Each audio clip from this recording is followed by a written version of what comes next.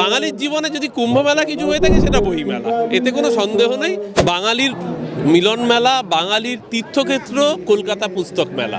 যদি আপনি প্রকৃত ধর্মনিরপেক্ষতার চর্চা প্র্যাকটিস করেন তাহলে আপনাকে সব মৌলবাদী আগ্রাসনের বিরুদ্ধেই কথা বলতে হবে। কোনো সিলেক্টিভ মৌলবাদের বিরুদ্ধে বড় বড় ডায়লগ মারলে রাজনীতি হবে, কিন্তু তাতে আসলে মানুষের কাজ হবে না। এবছর বাংলাদেশ আসেনি, দর্শক হিসেবে পাঠক হিসেবে হয়তো কেউ মিস করবেন, কিন্তু আমার মনে হয় না কলকাতার মানুষ, কলকাতার নাগরিক সমাজ তাতে খুব ব্যথিত, কারণ কলকাতার পাবলিশারদেরও বাংলাদেশ বইমেলা খুব একটা স্টলের জায়গা করে দেওয়া হতো বলে আমাদের অন্তত জানা নেই। মাটি মানুষের যে রিফ্লেকশন সেটা জাগো বাংলা স্টলে এবার ফুটিয়ে ওঠানো হয়েছে উত্তরপ্রদেশের বিকাশ দেখিয়ে। তারপর ধরা পড়েছিল যোগী আদিত্যনাথ, তাহলে মমতা ব্যানার্জির গঙ্গাসাগর থেকে শিক্ষা নিত।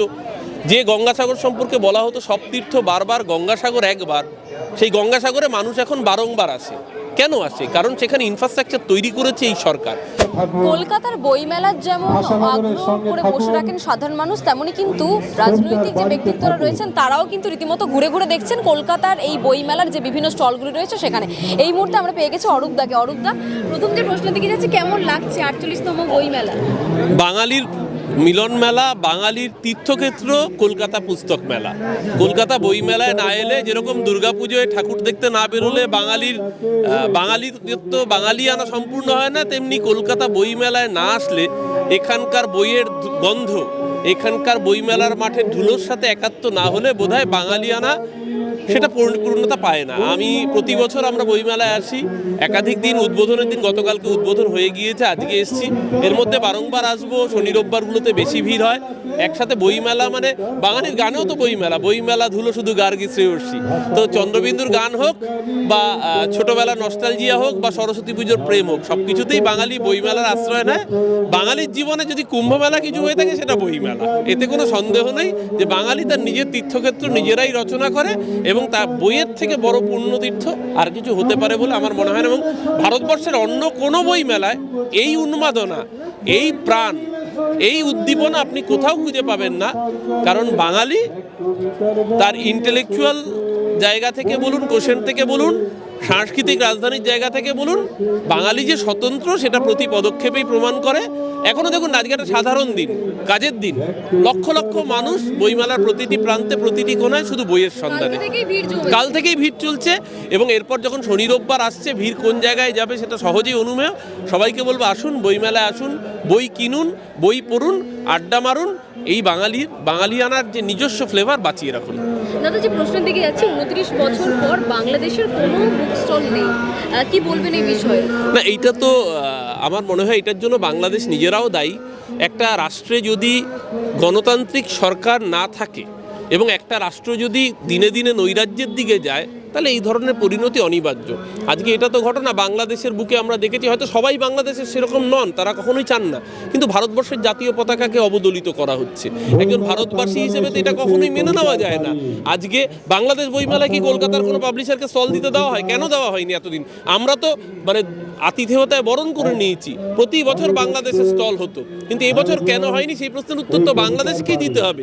বাংলাদেশে যে নৈরাজ্য চলছে, বাংলাদেশে যে সংখ্যালঘুর উপর অত্যাচার চলছে, আজকে খুব স্বাভাবিকভাবে সারা বিশ্ব প্রশ্ন তুলছে। মুশকিল হচ্ছে এখানকার একটি রাজনৈতিক দল, তারা বাংলাদেশে হিন্দুর উপর অত্যাচার হচ্ছে, বাংলাদেশে সংখ্যালঘুর উপর অত্যাচার হচ্ছে এই কথাটা বলতে পারছে না, কারণ তারা নিজেরাও এই দেশের বুকে সংখ্যালঘুর উপর অত্যাচার করে। এক দেশে সংখ্যালঘুর উপর অত্যাচার করে আরেক দেশের সংখ্যালঘুর হয়ে রুদালি গাইলে তাহলে মানুষ তাদের কথা বিশ্বাস করবে না। যদি আপনি প্রকৃত ধর্মনিরপেক্ষতার চর্চা প্র্যাকটিস করেন তাহলে আপনাকে সব মৌলবাদী আগ্রাসনের বিরুদ্ধেই কথা বলতে হবে। কোনো সিলেক্টিভ মৌলবাদের বিরুদ্ধে বড় বড় ডায়লগ মারলে রাজনীতি হবে, কিন্তু তাতে আসলে মানুষের কাজ হবে না। এবছর বাংলাদেশ আসেনি, দর্শক হিসেবে পাঠক হিসেবে হয়তো কেউ মিস করবেন, কিন্তু আমার মনে হয় না কলকাতার মানুষ, কলকাতার নাগরিক সমাজ তাতে খুব ব্যথিত, কারণ কলকাতার পাবলিশারদেরও বাংলাদেশ বইমেলা খুব একটা স্টলের জায়গা করে দেওয়া হতো বলে আমাদের অন্তত জানা নেই। ভিন্ন প্রতিবাদ আমরা দেখলাম। অপরদিকে শেষ প্রশ্নে যাচ্ছি, সেটা হলো জাগো বাংলার যে স্টল, সেখানে মুখ্যমন্ত্রী লেখা 3টি ভাষাতে অনেক বই আমরা দেখলাম এবং সেখানে রীতিমতো ভিড় জমিয়েছেন সাধারণ মানুষ, সবাই খুব পছন্দ করছে, বাড়ি নিয়ে যাচ্ছে। কি বলবে? জাগো বাংলা স্টলটা যদি আপনি ভালো করে দেখেন, আমরা বলি মা মাটি মানুষের সরকার, আমরা কখনো বলি না তৃণমূল কংগ্রেসের সরকার। মমতাদির চিন্তায় মা মাটি মানুষের রিফ্লেকশন জাগো বাংলা স্টল। মা অর্থাৎ প্রকৃতি মাকে গাছকে মূল স্তম্ভ করে, এখানে দেখবেন জাগবাংলা স্থলের যে মূল কলামটা সেটি একটি গাছ এবং লাইভ একটি গাছ, সেটিকে ওখানে এমনভাবে ইমপ্লান্ট করা হয়েছে যাতে গাছটি সুস্থ থাকে। সেই গাছটিকে কেন্দ্র করে মাটি, অর্থাৎ গ্রাম বাংলার যে প্রকৃতি, সেই মাটির বাড়ি, খড়ের চাল, সেই ধরনের একটা ফ্লেভার, তার সাথে বাবুই পাখির বাসা, লণ্ঠন, সেইগুলোকে রিফ্লেক্ট করে একেবারে গ্রাম বাংলার প্রকৃতি তাকে তুলে ধরা হয়েছে। এবং মানুষ সেখানে ডোকরার সাজে, মানুষরাই হচ্ছে সেই বাড়ির বিভিন্ন পিলার, অর্থাৎ মা মাটি মানুষের যে রিফ্লেকশন, সেটা জাগবাংলা স্থলে এবার ফুটিয়ে ওঠানো হয়েছে। দোলাদি নিজে বিষয়টার প্রতি বছরের মতো এবারও পর্যবেক্ষণ করছেন, আমি দেখলাম পূর্ণেন্দুদাও রয়েছেন। সবাই মিলে জাগবাংলা স্থলে যে বিপুল ভিড়, আজকে যারা কুৎসা করছে তাদের এটা বোঝা উচিত কেন মমতা ব্যানার্জিকে বাংলার মানুষ ভরসা হিসেবে মেনে নেন। কারণ দিনের শেষে মমতা ব্যানার্জি বাংলার মা মাটি মানুষের পাশে থাকেন বলেই এত লক্ষ লক্ষ মানুষের আস্থা ভরসার প্রতীকের নাম মমতা বন্দ্যোপাধ্যায়। জাগবাংলা স্থলও সেই মা মাটি মানুষেরই রিফ্লেকশন। সবাইকে বলবো, আসুন, বই কিনুন, বই পড়ুন, বই পড়ান এবং তার সাথে জাগবাংলা স্থলে অবশ্যই আসবেন। দাদা, কুম্ভ মেলায় গতকাল রাতে দেখলাম পদপিষ্ট হয়ে একাধিক মানুষের প্রাণ গিয়েছে, একাধিক জন আহত রয়েছেন। এর আগেও দেখেছিলাম যে ওখানে অগ্নিকাণ্ড রয়েছিল। আমাদের গঙ্গাসাগর মেলা দেখেছি, মুখ্যমন্ত্রী বাবুঘাটে সেখানেও একটি গঙ্গাসাগর মেলা করছেন। কোথাও গিয়ে কি এত নিরাপত্তা থাকার পরেও এই ধরনের যে দুর্ঘটনা হচ্ছে, গাফিলতি রয়েছে প্রশাসনের? হিন্দু খাতরে মে আছে, এই যে বিজেপি বলতো না হিন্দু খাতরে মে হ্যায়। 500 বছরের মোগলের শাসনে হিন্দুরা খাতরে মে ছিল না, 200 বছরের ব্রিটিশের শাসনে হিন্দুরা খাতরে মে ছিল না, 70 বছর কংগ্রেস দেশ চালিয়েছে, হিন্দু খাতরে মে ছিল না, 10 বছর হলো মোদি এসছে, হিন্দু খাতরে মে পড়ে গেছে।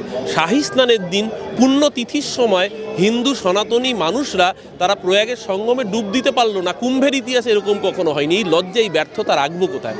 ওদের যদি মনেই হতো যে ওরা পারবে না, ওদের অসুবিধা কী ছিল? মমতা ব্যানার্জির মা ফ্লাইওভারের ছবি উত্তরপ্রদেশ বিজ্ঞাপনে লাগায়, যে উত্তরপ্রদেশের বিকাশ দেখিয়ে, তারপর ধরা পড়েছিল যোগী আদিত্যনাথ। তাহলে মমতা ব্যানার্জির গঙ্গাসাগর থেকে শিক্ষা নিত।